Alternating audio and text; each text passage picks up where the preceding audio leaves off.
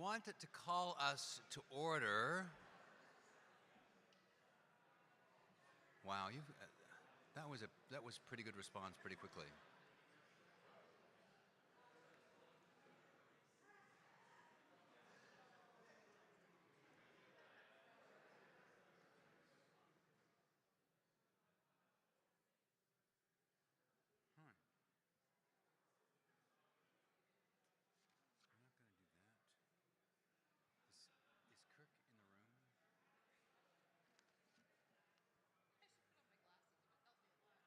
Wouldn't hurt. You want me to go find him? Yeah, because that's what we'll do first.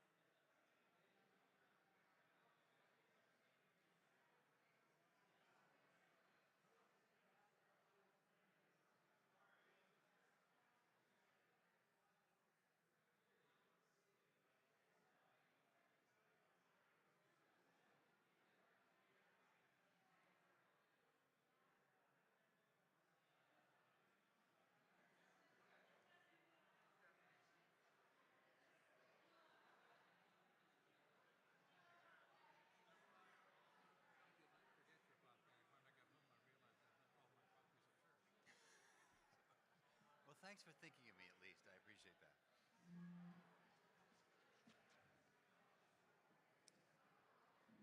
you. That's not bad. I thought I started it, but I was we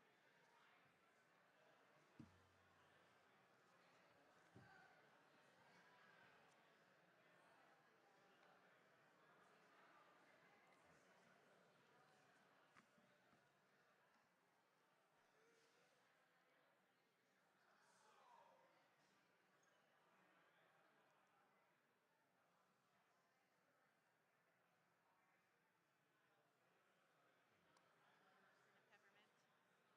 Better get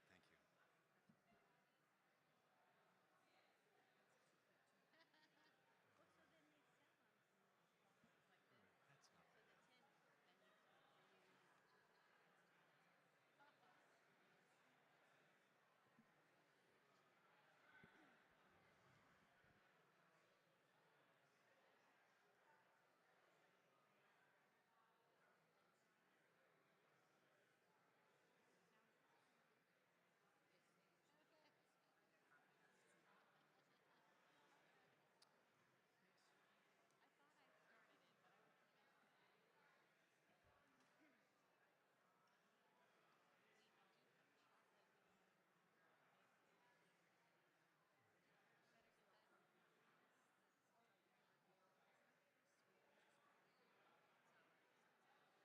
Wonderful. I am going to call us now back to order. The first order of business this afternoon is I'm going to call on the Judge of Elections to report on our runoff ballot.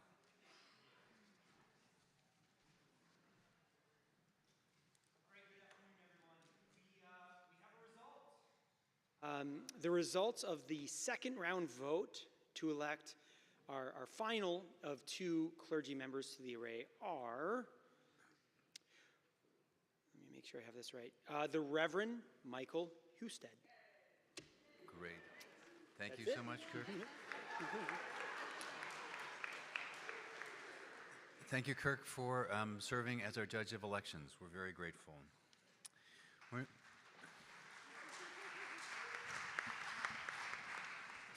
here. All right. I now want to call, we're going to turn to our diocesan finances, and Mrs. Sarah Kwolek, Director of Administration, and our diocesan treasurer will present the current financial position of the diocese and our 2026 operating budget to you.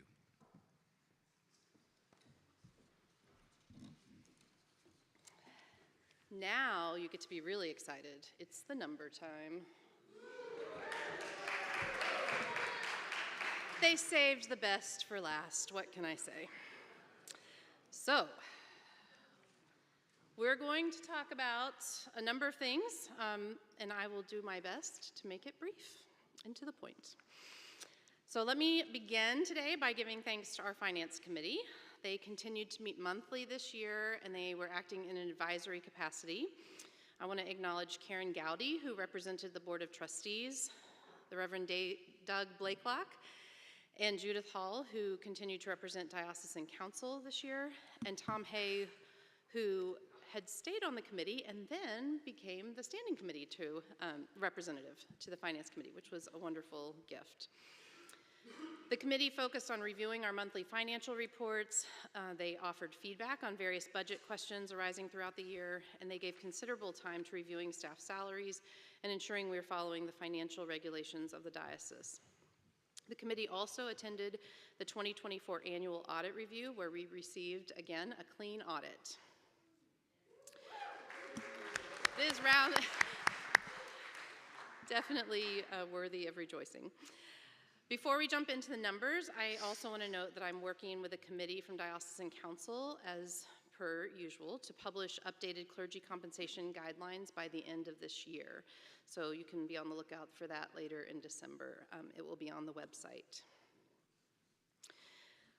All right, we're going to talk about our balance sheet.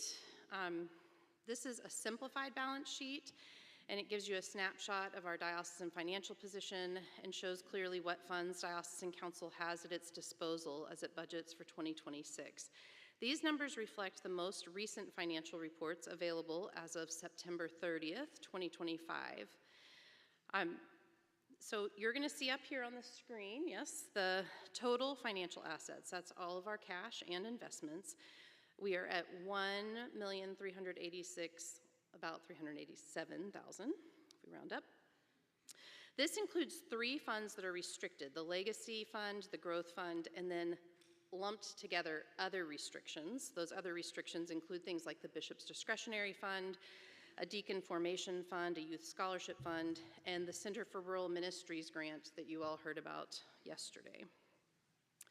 When you take those restricted funds out, we're left with $717,700 in unrestricted financial assets.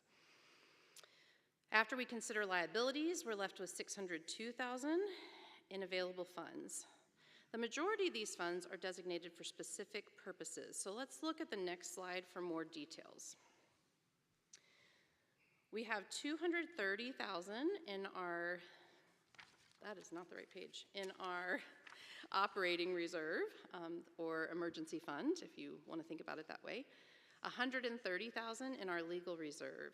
We have $56,200 that has been designated for future programs of the diocese. These are things like church revitalization, church planting, clergy health, that kind of thing. And we have $158,000 that was set aside earlier this year for the potential purpose of purchase of our office building, and we'll be reconsidering what we want to do with those funds at the next Diocesan Council meeting. This leaves just under $28,000 that is undesignated, but it's important to recognize that all of that $602,000 is available for use if we need it. For those of you that are accounting oriented, just keep in mind there is a more detailed condensed balance sheet at August 31st on page 46 of the Pre-Convention Journal. Now we're going to look at our budget for 2026. This is also found in the journal on page 43. Please remember this is a summary format for public use, appropriate for everyone to view online. The Finance Committee and Diocesan Council have carefully reviewed a more detailed budget, and if any clergy member or lay deputy would like to see those details, all you have to do is email me a request, and I'll be happy to talk to you about it offline. So, we're going to look at several key items under income and then expenses. Under income, let's talk first about Godly Share. This year, we're on track with our Godly Share budget. We're about 1.5% ahead of our 2025 forecast as of September 30th. I just want to thank all of our congregations who continue to fulfill their pledges faithfully. We have attempted to run the diocese budget, I think as all of you know, primarily on those godly share funds, and you all have been faithful, and we have been able to keep within our budget with your giving. For 2026, we based our calculation for church giving on a combination of the 2024 operating income that's reported by your churches and on the 2025 pledges we've actually received. So we kind of put all these things together, and then we reduce whatever we think that amount is by 5%, just to be conservative in our forecasting, and we came up with $984,000 that we're forecasting in godly share income for 2026. This is about a 3% increase over this says 2024, over 2025. These calculations, as approved by Diocesan Council, are reported in the Pre-Convention Journal on pages 44 and 45. Churches will be receiving their request from the diocese, me, to confirm their 2026 pledges in the next few weeks, so please be on the lookout for that. I also want to point out a significant increase in program income as we add a weekend youth retreat, an overnight clergy spouse retreat, and some other smaller events in the diocese. We do anticipate additional event income. This will offset what you're going to see as additional event expenses when we look at those. We have added a new income line in our budget this year, and it's this net assets released from restricted and designated funds. It reflects income that's actually an internal transfer. It's made from those funds, funds that we talked about before, the designated funds primarily, and some restricted funds, that when we have the appropriate use for those funds, they're in the operating budget, and so we need to bring that money back over from our designated funds where it's being held, and that reflects as income to balance our budget.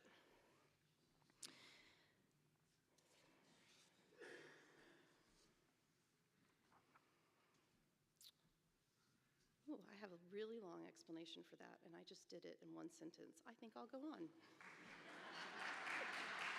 Like, wow. Y'all are very smart. I think we can move on. So let's look at our expenses. There's just a few things I'm going to point out here.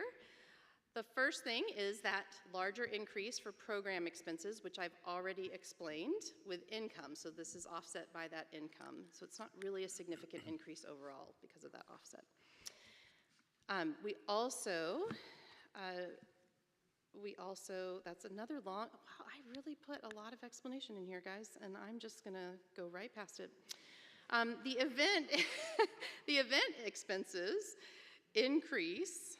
Oh, that's what I just said. Oh, program, I'm sorry. See, I got ahead of myself. The program increases because of things like a new diocesan church plant, new curacies. We're adding money into our operating budget to help with those costs for these programs that you've already been hearing about throughout our time together. It's the event expenses that are related to the event income. All right. The last thing I want to point out is that, once again, we are giving our staff a cost of living increase of 2.5%. Those are all of my explanations, and on behalf of Diocesan Council, I am pleased to present a balanced 2026 budget to the convention. You can show the next slide. There you go.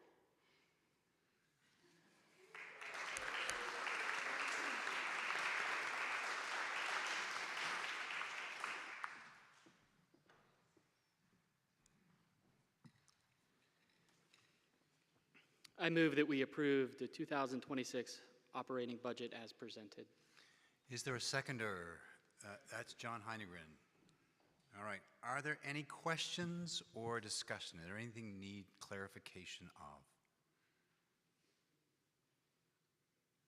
Is it worth confirming for everyone that the legal expenses don't go to me? I'm pro bono. If anybody. That is worth saying out loud. Yeah. Any questions or discussion with respect to the budget as presented? All right, I'll call for the question. All in favor of approving this budget say aye. Opposed? All right. The operating budget is presented as approved. All right, my next question is Steve Crary in the house anywhere by chance?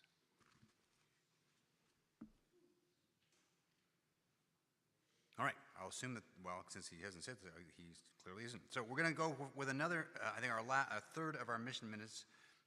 This is from some, well, I won't say what it is. Mission minutes from Daniel Behrens, which we'll see in just a second. Hello, we are Daniel and Rebecca Behrens. We are missionaries with SAMS USA, serving at Church of the Ascension, working with refugees and recent immigrants. In January, local agencies lost funding for refugee resettlement, and Ascension was able to help launch a response team. It started out with volunteers taking groceries and gift cards to recently arrived families who were in temporary housing, and it grew from there into a community of support for about 10 especially vulnerable households, mostly from East Africa. We get to share the love and truth of Christ with these families through really practical ways of help, like helping their kids enroll in school, or helping them learn the bus system, or even getting them to doctor's appointments. So a highlight for me has been that a couple families I was working with requested to come to church, and so over these past 7 months, they've become a regular part of worship at Ascension. It's really beautiful. If you would like to support these efforts, we can always use Aldi and Giant Eagle gift cards, and we can get those into the hands of local refugee families. So we're just really grateful to be serving with the Anglican Church here in Pittsburgh. Thank you so much.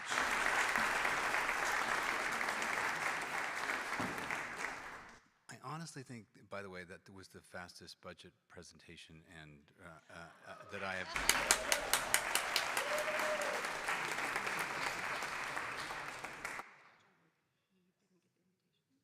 Okay, perfect. All right. Very good. All right. I am now on kind of closing announcements. Here we go. First of all, there are leftovers from lunch. So if you enjoyed lunch and would like more of lunch at a later date or a later time, it's available downstairs. Please help yourselves. And I would also suggest to you, if you know somebody who might appreciate some lunch that may be hungry, that is not you, that's another option to use those leftovers. We have provided each of you with a bookmark version of our 2026 cycle of prayer. In the lobby, you'll find additional bookmarks for your congregations, as well as full copies of the annual cycle of prayer with clergy listed for your use during the prayers of the people on Sundays. I really want to encourage even the discipline weekly, which we do at the Diocesan Office, of praying for a congregation other than yourselves in the diocese. Well, of course, it's good to pray for people. That's not a bad idea. But I'm always thinking about, well, what's the sort of pedagogical moment here? And it actually does help people understand, oh, we're part of something, not just ourselves. There are other congregations that we can be praying for, and it has a deeper sense of understanding our Anglican polity on some level. Anyway, both of these things that we have available, copies can be found on our website if you want to print additional copies. You have the little Safe Church cards. We have lots more of those. They're also in the lobby if you want to take a small stack to leave somewhere visible in your church. That's a really good idea, so that there are two things. One of which is having a process to deal with and report Safe Church stuff is important, but even helping people know that that exists begins to also communicate something that we are serious about Safe Church realities. So take that. And finally, you'll find, not quite finally, you'll find a registration form for our first Diocesan Youth Weekend, which is taking place in March, as Ben has told us, on the table in the lobby. There's stacks of these forms if you want to take them for youth that might be in your parish. You'll also find the document on our website under Parish Resources. Another thing, the lost tippet from yesterday is at the late check-in table if you misplaced your tippet. And for people who don't know what a tippet is, since we're a little bit early, I'll tell you a funny story. I went to a low church evangelical seminary.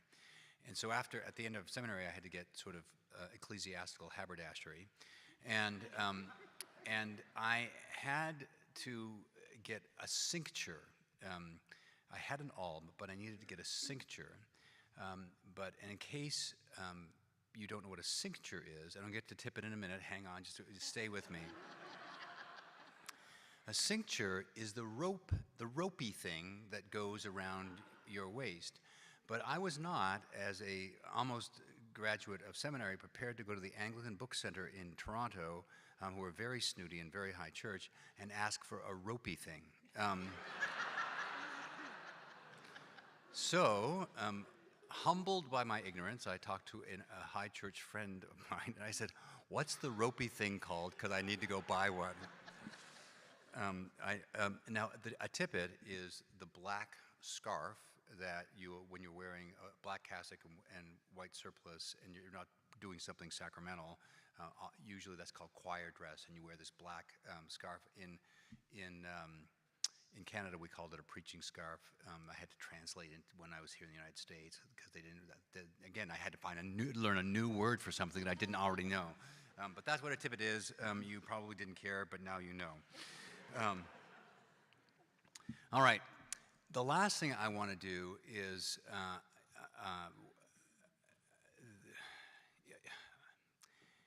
if this convention ran smoothly, and it did, in my opinion, it is because you are served by a phenomenal diocesan staff in the person of Bill Henry, Sarah Qualick, Christina Silva, Jen Newhouse, Stephanie Finn, and now Crystal Husted. I am daily grateful for them. I hope they are grateful for me. But in the end, it doesn't matter. I'm very, very grateful for them. And would you just express your warm...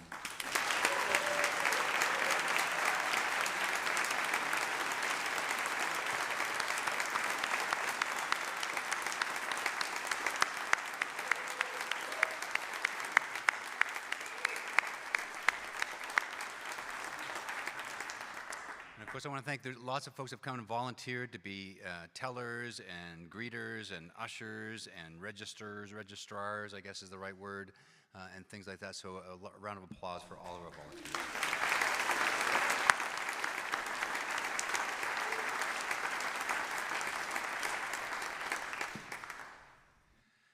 All right.